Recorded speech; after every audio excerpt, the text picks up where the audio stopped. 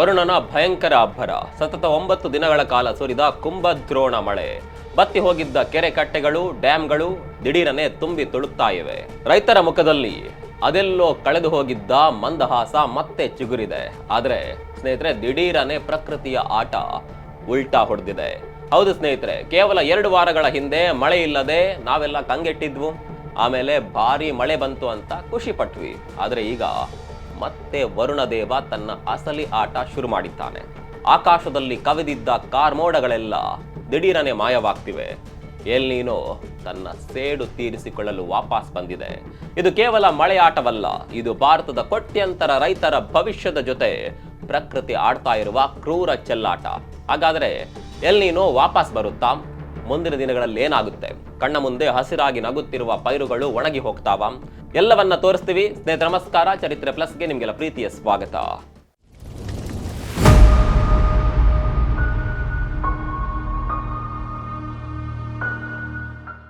ಸ್ನೇಹಿತರೆ, ಈ ಕಥೆಯನ್ನ ಸ್ವಲ್ಪ ಹಿಂದಿನಿಂದ ನೋಡೋಣ. ಜೂನ್ ತಿಂಗಳು ನಾವೆಲ್ಲ ಏನ್ ಅನ್ಕೊಂಡಿದ್ವಿ? ಮುಂಗಾರು ಮಳೆ ಅಥವಾ ಮಾನ್ಸೂನ್ ಕೇರಳಕ್ಕೆ ಬಂತು, ಇನ್ನು ಮುಂದೆ ಭರ್ಜರಿ ಮಳೆ ಗ್ಯಾರಂಟಿ ಅಂತ ಕಾಯ್ತಾ ಇದ್ವಿ. ಆದ್ರೆ ಏನಾಯ್ತು?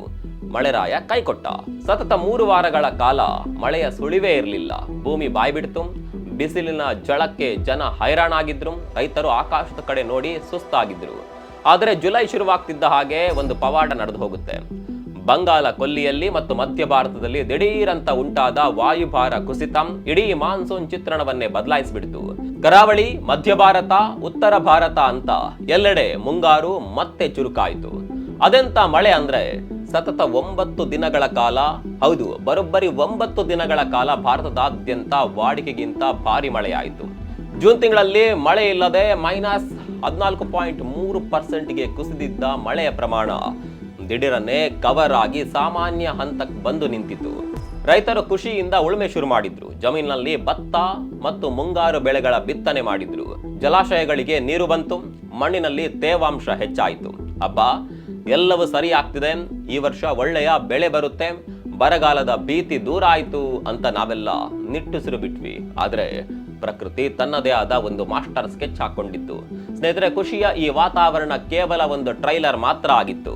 ಈಗ ಭಾರತೀಯ ಹವಾಮಾನ ಇಲಾಖೆ ಒಂದು ಶಾಕಿಂಗ್ ರಿಪೋರ್ಟ್ ಕೊಟ್ಟಿದೆ.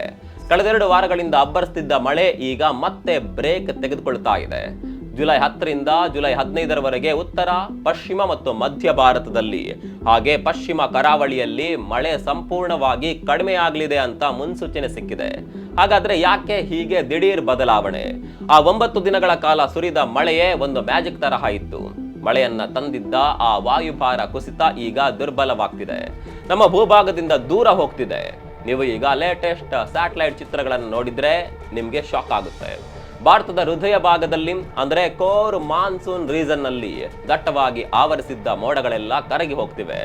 ಆಕಾಶ ಕ್ಲಿಯರ್ ಆಗ್ತಾ ಇದೆ. ಇದರ ಪರಿಣಾಮ ಏನಾಗುತ್ತೆ ಗೊತ್ತಾ? ಈ 9 ದಿನಗಳ ಮಳೆಯನ್ನ ನಂಬಿಕೊಂಡು ಮಣ್ಣು ಒದ್ದೆಯಾಗಿದೆ ಅಂತ ಖುಷಿಪಟ್ಟು ನಮ್ಮ ರೈತರು ಬೀಜ ಬಿತ್ತನೆ ಮಾಡಿದ್ರು. ಈಗ ದಿಢೀರಂತ ಮಳೆ ನಿಂತು ಹೋದ್ರೆ, ಭೂಮಿಯ ಬಿಸಿ ಹೆಚ್ಚಾದ್ರೆ, ಮಣ್ಣು ಒಣಗಿದ್ರೆ ಕಣ್ಣ ಮುಂದೆ ಹಸಿರಾಗಿ ನಗ್ತಾ ಇರುವ ಪೈರುಗಳ ಕತೆ ಏನು? ಇದನ್ನ ಹವಾಮಾನ ತಜ್ಞರು ಎಲ್ ನೀನೋದ ಸೇಡು ಅಂತ ಕರೀತಾ ಇದ್ದಾರೆ.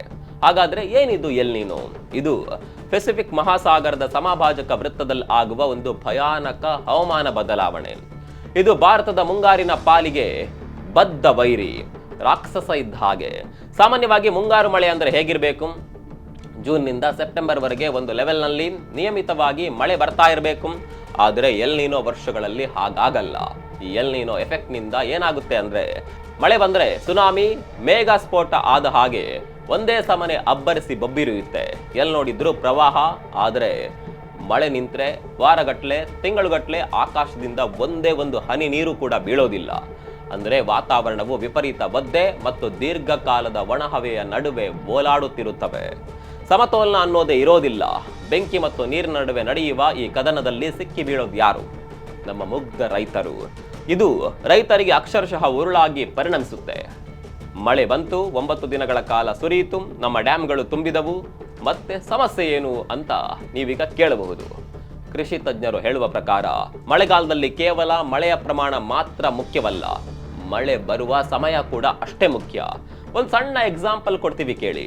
ನೀವು ನಿಮ್ಮ ಮನೆಯಲ್ಲಿ ಈಗಷ್ಟೇ ಒಂದು ಸಣ್ಣ ಗಿಡ ನಟ್ಟಿದ್ದೀರಿ ಅಂತ ಅಂದ್ಕೊಳ್ಳಿ. ಆ ಎಳೆಯ ಗಿಡಕ್ಕೆ ಪ್ರತಿದಿನ ಸ್ವಲ್ಪ ಸ್ವಲ್ಪ ನೀರು ಹಾಕಬೇಕು. ಅದರ ಬದಲು ಒಂದೇ ದಿನ 10 ಬಕೆಟ್ ನೀರು ಸುರಿದು ಮುಂದಿನ 15ರಿಂದ 20 ದಿನ ಒಂದು ಹನಿ ನೀರು ಕೂಡ ಹಾಕದೆ ಇಟ್ಟರೆ ಆ ಗಿಡ ಬದುಕುತ್ತಾ? ಚಾನ್ಸೇ ಇಲ್ಲ, ಕಮರಿ ಹೋಗುತ್ತೆ. ನಮ್ಮ ರೈತರು ಬಿತ್ತನೆ ಮಾಡಿದ ಭತ್ತ ಮತ್ತು ಇತರೆ ಬೆಳೆಗಳ ಕಥೆಯೂ ಇದೆ. ಬಿತ್ತನೆ ಮಾಡಿದ ಆರಂಭಿಕ ದಿನಗಳಲ್ಲಿ ಆ ಎಳೆಯ ಗಿಡದ ಬೇರುಗಳಿಗೆ ನಿರಂತರವಾಗಿ ತೇವಾಂಶ ಬೇಕೇ ಬೇಕು. ಈಗ ದಿಢೀರಂತ ಮಳೆ ಬ್ರೇಕ್ ತೆಗೆದುಕೊಂಡ್ರೆ ಏನಾಗುತ್ತೆ? ನೀರಾವರಿ ಸೌಲಭ್ಯ ಇಲ್ಲದ ಲಕ್ಷಾಂತರ ಹೆಕ್ಟೇರ್ ಜಮೀನಿನಲ್ಲಿ ಕೇವಲ ಮಳೆಯನ್ನೇ ನಂಬಿಕೊಂಡಿರುವ ಎಳೆಯ ಬೆಳೆಗಳು ಒತ್ತಡಕ್ಕೆ ಸಿಲುಕುತ್ತವೆ. ಮಳೆ ಬಂದು ಡ್ಯಾಮ್ ತುಂಬಿದ್ರು ಉಪಯೋಗವಾದರೂ ಏನು? ಟೈಮಿಗೆ ಸರಿಯಾಗಿ ಜಮೀನಿಗೆ ಮಳೆ ಬರದೇ ಇದ್ರೆ ಆ ಮಳೆಯಿಂದ ರೈತ ಬೆಳೆ ತೆಗೆಯೋದಕ್ಕೆ ಆಗೋದಿಲ್ಲ. ಇದೇ ಈಗ ಇಡೀ ದೇಶದ ರೈತರನ್ನ ಕಾಡ್ತಾ ಇರುವ ಅತಿ ದೊಡ್ಡ ಭೂತ.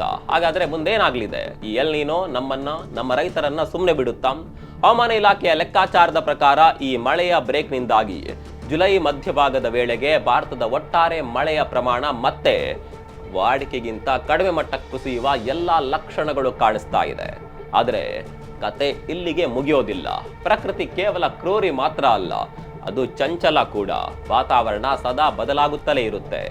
ತಜ್ಞರು ಹೇಳುವ ಪ್ರಕಾರ ಜುಲೈನ ಕೊನೆ ಭಾಗದಲ್ಲಿ ಮತ್ತೆ ಮುಂಗಾರು ಮಳೆ ಚುರುಕಾಗುವ ಸಾಧ್ಯತೆ ಇದೆ. ಆದರೆ ಅಲ್ಲಿವರೆಗೂ ಈ ಗ್ಯಾಪ್ನಲ್ಲಿ ನಮ್ಮ ರೈತರು ಆಕಾಶದ ಕಡೆ ಮುಖ ಮಾಡಿ ಪ್ರಾರ್ಥಿಸುತ್ತಾ ಕಾಯಲೇಬೇಕು. ಈಗ ನಮ್ಮ ಮುಂದಿರುವ ಅತಿ ದೊಡ್ಡ ಪ್ರಶ್ನೆ ಅಂದ್ರೆ, ಮುಂಗಾರಿನ ಈ ಭರ್ಜರಿ ಕಂಬ್ಯಾಕ್ ನಿಜಕ್ಕೂ ಮುಂದುವರಿಯುತ್ತಾ? ಅಥವಾ ಇದು ಕೇವಲ ಎಲ್ ನೀನೋ ನಮ್ಮ ಕಣ್ಣಿಗೆ ಮಣ್ಣೆರಚಲು ಕೊಟ್ಟ ಟೆಂಪರರಿ ರಿಲೀಫ್ ಮಾತ್ರನಾ? ಮುಂಬರುವ ದಿನಗಳು ಈ ಮುಂಗಾರಿನ ಅಗ್ನಿ ಪರೀಕ್ಷೆ ಮಾಡಲಿವೆ. ಸ್ನೇಹಿತರೆ, ಪ್ರಕೃತಿಯ ಮುಂದೆ ಮನುಷ್ಯ ಎಷ್ಟೇ ದೊಡ್ಡ ವಿಜ್ಞಾನಿ ಆದರೂ, ಎಷ್ಟೇ ಅಡ್ವಾನ್ಸ್ಡ್ ಸ್ಯಾಟಲೈಟ್ ಟೆಕ್ನಾಲಜಿಗಳನ್ನ ಇಟ್ಕೊಂಡಿದ್ರು, ಅವನು ಅಕ್ಷರಶಃ ಅಸಹಾಯಕ. 9 ದಿನಗಳ ಕಾಲ ಬಿಡುವಿಲ್ಲದೆ ಸುರಿದ ಮಳೆ ನಮ್ಮೆಲ್ಲರ ಮುಖದಲ್ಲಿ ನಗು ತರಿಸಿತ್ತು. ಕರುನಾಡಿನ ಕೃಷಿ ಭೂಮಿಯಲ್ಲಿ ದೇಶದ ಮೂಲೆ ಮೂಲೆಯಲ್ಲಿ ಹಸಿರು ಚಿಗುರಿತ್ತು. ಆದರೆ ಎಲ್ ನೀನೋ ರೂಪದಲ್ಲಿ ಪ್ರಕೃತಿ ಮತ್ತೆ ತನ್ನ ರೌದ್ರಾವತಾರ ತೋರಿಸ್ತಾ ಇದೆ. ರೈತ ತನ್ನ ರಕ್ತ ಬಸಿದು ಬೆವರು ಸುರಿಸಿ ಸಾಲ ಶೂಲ ಮಾಡಿ ಬೀಜ ತಂದು ಭೂಮಿ ತಾಯಿಯ ಒಡಲಿಗೆ ಹಾಕಿದ್ದಾನೆ.